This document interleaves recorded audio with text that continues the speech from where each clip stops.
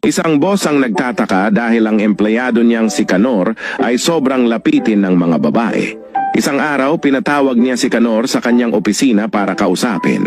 Kanor, pinatawag kita dito dahil nagtataka lang ako. Di ka naman kagwapuhan pero sobrang tinik mo sa mga babae. Meron ka bang malupit na sekreto?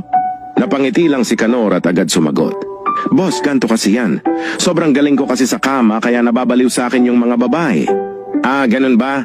May maipapayo ka ba sa akin para tumagal ako sa kama? Tanong ng boss. Simple lang boss.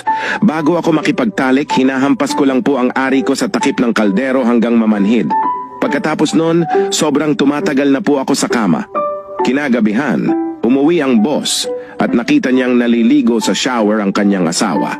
Gusto niya paligayahin ang kanyang asawa at bigla niyang naalala ang turo ni Kanor.